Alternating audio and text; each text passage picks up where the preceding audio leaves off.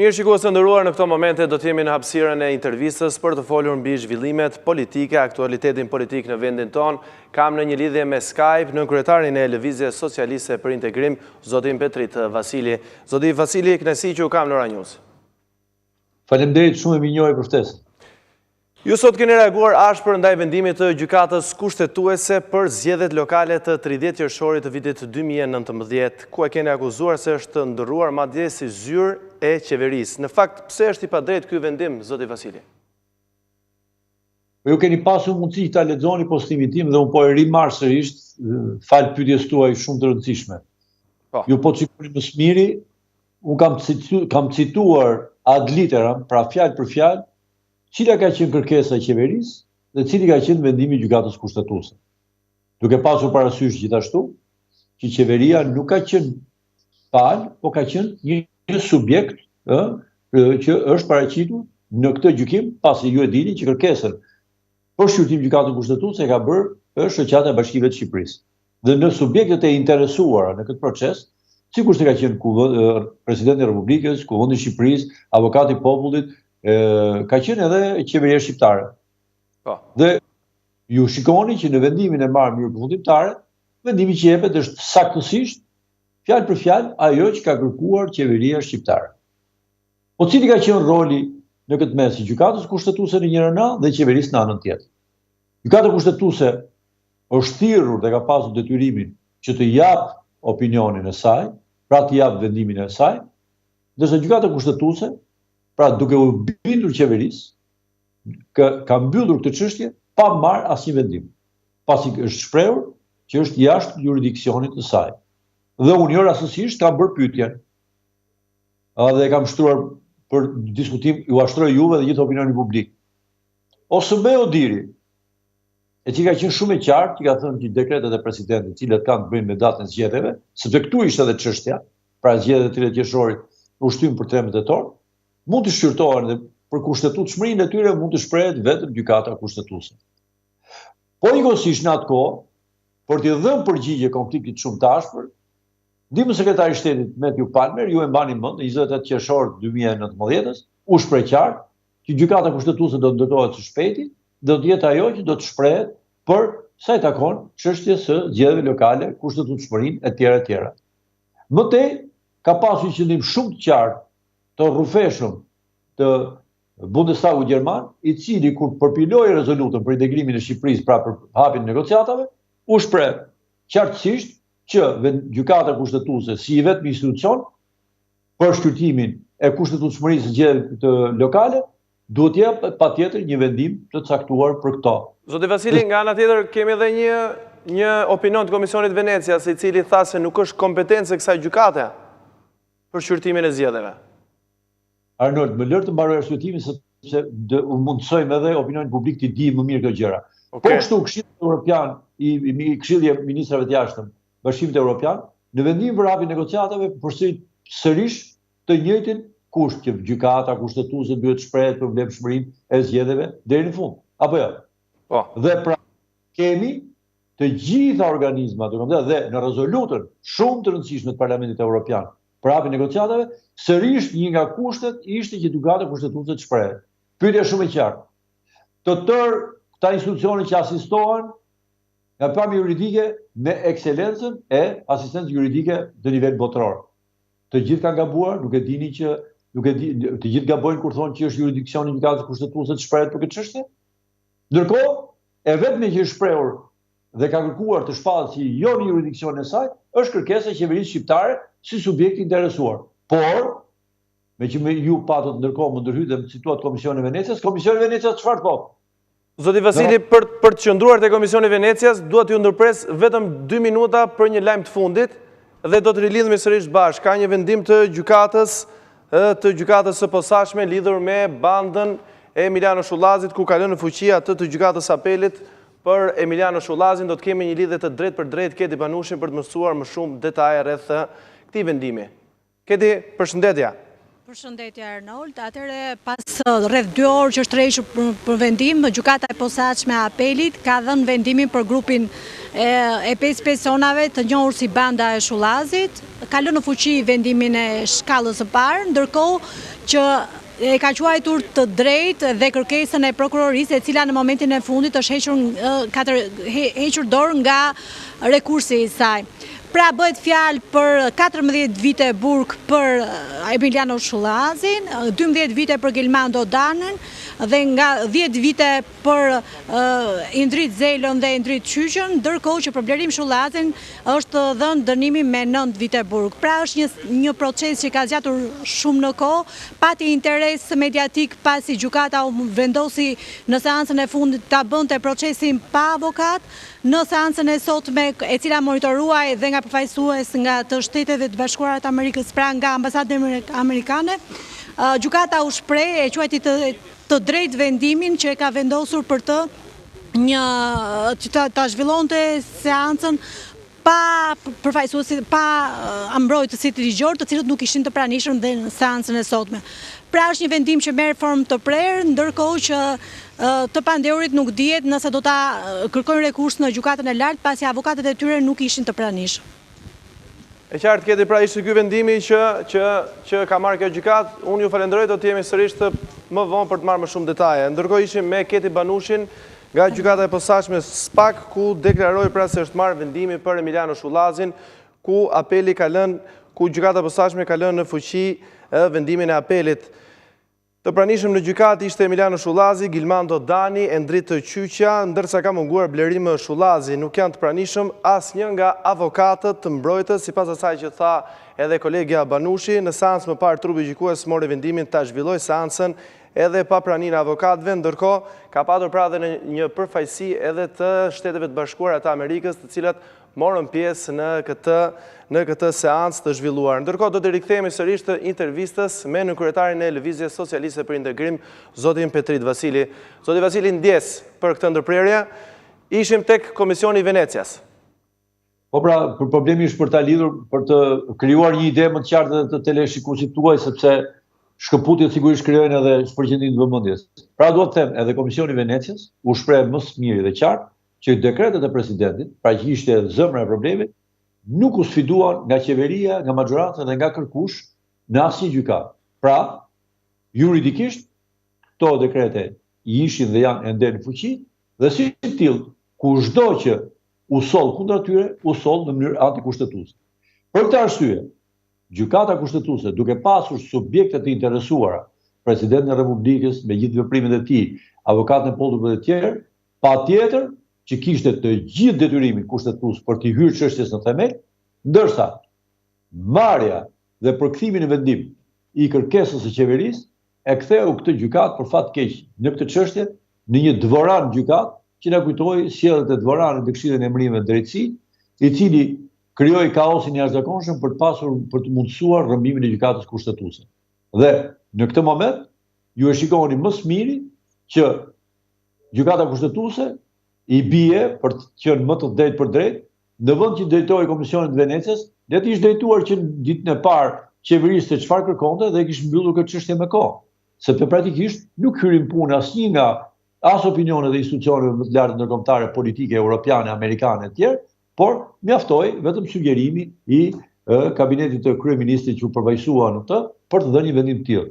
Dhe sigurisht për një gjykatë kushtetuese të lindur nga reforma në drejtësi, ku pritshmëritë janë shumë të larta për integritet, për dhënie të vendimeve të rëndësishme që kanë të bëjnë me një çështje të jashtëzakonshme kushtetuese, që është thelbi i lindjes pushteteve, drejta e qytetarëve, të cilët u privuan nga drejta e zgjedhjes, mbi 1.600.000 qytetarë.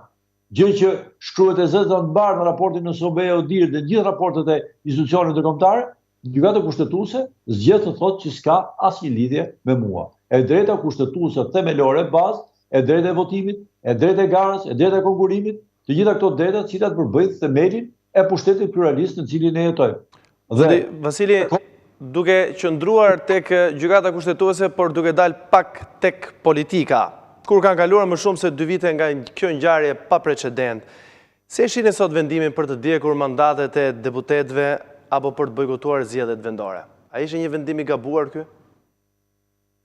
Është provuar katërcipërisht që këto vendime kanë qenë vendime pa diskutim të gabuara, të lindur mbi premisa politikisht të rreme dhe sigurisht edhe të ndërtuara mbi disa premtime të paqëna fiktive që nuk ekzistonin të bëra nga kryetari i Partisë Demokratike.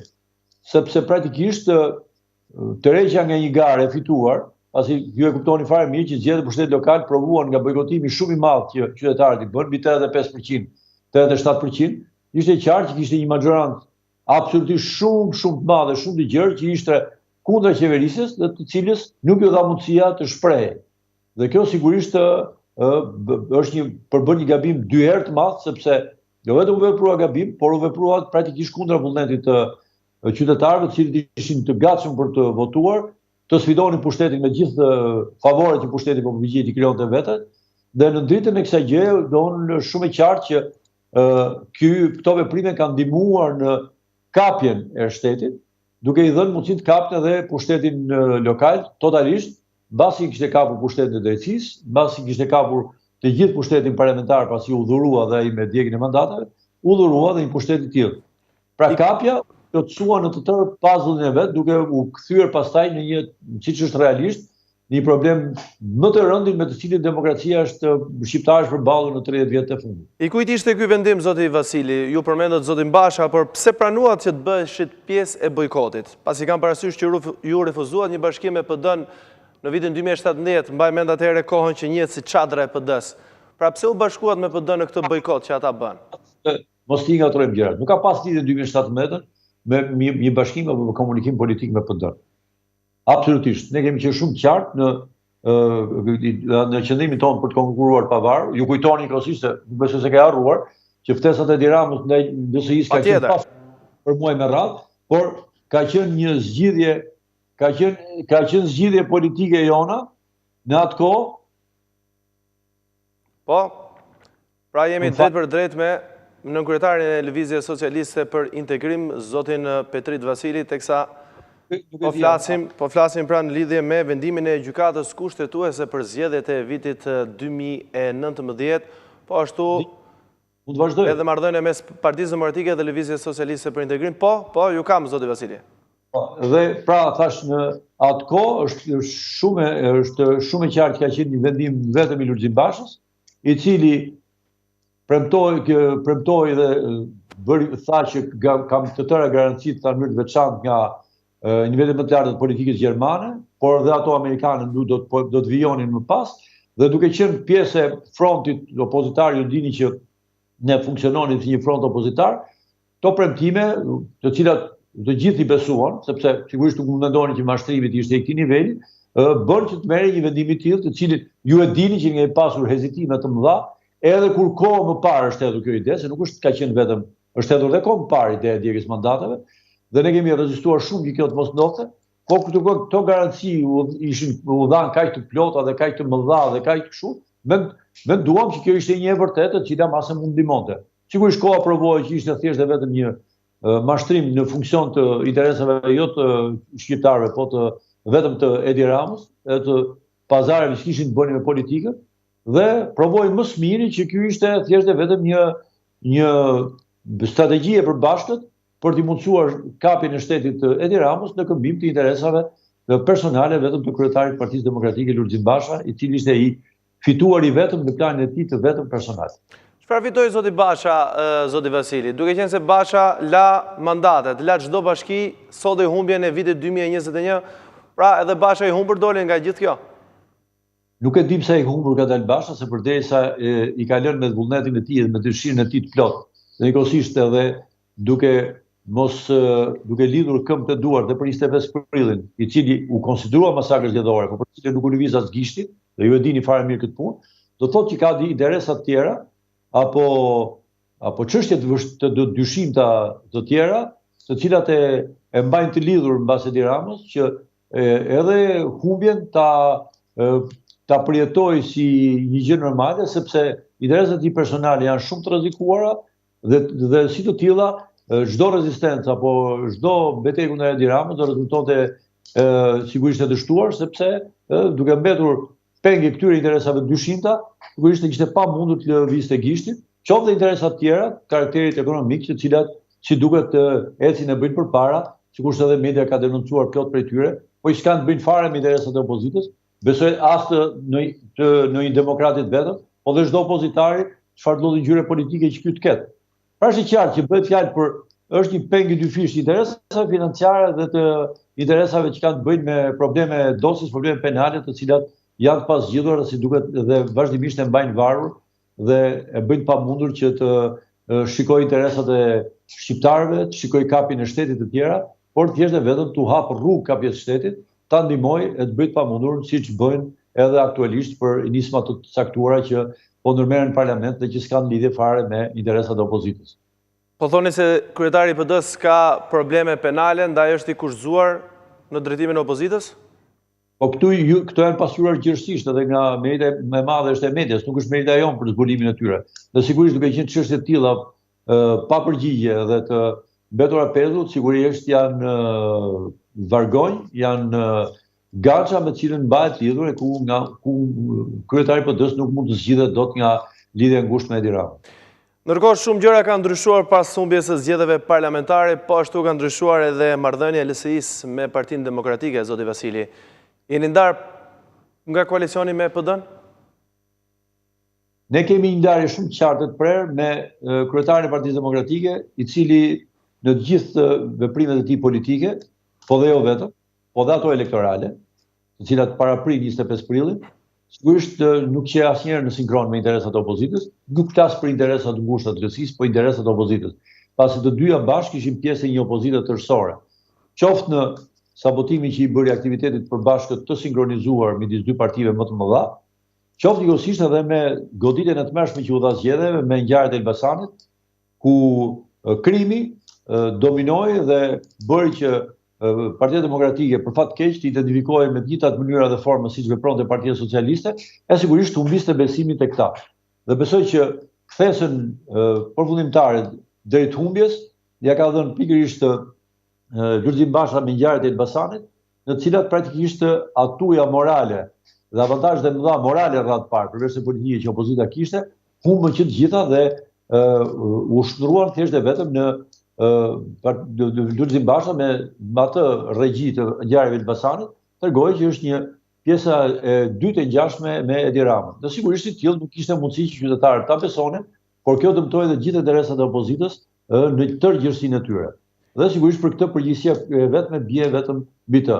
Përsa edhe kon bashkëpunimit opozitar para 25 prillit, ky ka qenë zero, me gjithë koordinimin e dakordsuar më parë për të pasur një fushat përbashkët, për të komunikuar me njëri tjetër dhe për të krijuar një klimë opozitare, është kaq e vërtetë sa që sigurisht i shtrënguar se duket nga duket se nisi që atëherë sulmi nuk më gjë që deri në fund, nuk guxoi as të vinë në mitingun përmbyllës madhështor të Lëvizjes Socialiste për integrim në sheshin Tereza. Ju e kuptoni më së miri. Prandaj nuk shkuat asnjë në mbylljen e mitingut të PD-s? Praktikisht jo vetëm nuk mund të shkonin, po kërkush nuk ftoi, dhe sepse Partia Demokratike dhe Lulzim Basha kishte një agjendë vetëm që lidhej me Edi Ramën dhe me dëmtimin e LSI-s dhe nuk ishte me prioritet fitoren e opozitës zgjedhje. Përmendet pak më parë se kemi ndërprerë marrëdhëniet me kryetarin e PD-s, do të thotë se Lëvizja Socialiste për Integrim do të bashkëpunojë nëse PD-n e merr Sali Berisha? Unë nuk kushtozoj fare se kush e drejton Partinë Demokratike, sepse është punë e Partisë Demokratike. Por me të gjithë demokratët, të cilët janë opozitarë të vërtetë të ndershëm, janë demonstruar si tillë, edhe në fushatën e punës zgjedhore, sigurisht të gjithë opozitarët i bashkon një njëjti qëllim. Midis opozitarëve të vërtetë nuk ka ndarje. Ndërmjet me ata që janë renegatë shesin interesat e opozitës, sigurisht ndarja është e prerë dhe përfundimtare. Zoti Vasili, ju jeni pjesë e një tjetër partie, por zhvillimet e brendshme në Partinë Demokratike duket se preken jo vetëm ju, por të gjithë politikën shqiptare. Çarja që është krijuar, kriza që është krijuar në Partinë Demokratike, sa i shërben opozitarizmit në Shqipëri në këtë moment kur Rama ka mandatin e tretë, askush nuk merret me të, por ka lufta brendshme Berisha Basha. Çfarë po ndodh? Nuk mendoj në mënyrë të padiskutueshme që një parti demokratike e cila është e unifikuar dhe e fortë dhe reaktive, sigurisht është një plus dhe një gjë shumë e rëndësishme për politikën shqiptare, duke qenë një parti me një peshë të madhe në opozitën shqiptare. Pa diskutim është një çështje që patjetër duhet zgjidhur shpejt. Them që është mirë që kjo çështje u hap shpejt dhe nuk u la të kalbëzente edhe më tej, sepse tashmë kishte kalbëzyer, por nuk më duket një çështje e demokratëve në përgjithësi, të cilët mua më pak në perceptimin tim, ju po më shtrëngoni të flas për një forcë politike tjetër, por në respekt pyetjes tuaj po përgjigjem, demokratët duken të bashkuar. Shoh që vetëm problemi qëndron tek një leadership i cili nuk sheh interesat e tyre dhe një nisme tjetër që ka vënë në bazë saj parimet, sepse flitet pikërisht për votën e antarësisë, flitet për sovranitet, flitet për identitet politik, flitet për identitet programor, identitet ideologjik. Besoj këto janë çështje të mëdha parimore tek cilat gjithë demokratët bashkohen. Kuptohet që leadershipet të cilët janë të kompromituar, të korruptuar, janë problem thjesht dhe vetëm individual i tyre dhe besoj që një masë e madhe njerëzish të cilët i bashkojnë të njëjtat ideale, të njëjtat parime, sigurisht është një masë monolite e cila sigurisht e ka përcen shpejt krizën dhe bëhet sigurisht një konkurruese dhe një opozitë e fortë në raport me Edi Ramën. Zoti Vasili, unë ju falenderoj për këtë intervistë në Ora News. Faleminderit juve. Shikues të nderuar, ishim me nënkryetarin e Lëvizjes Socialiste për Integrim Petrit Vasilin, ne mbritëm në fund të këtij edicioni. Unë ju falenderoj për vëmendjen, bashkë mirupafshim.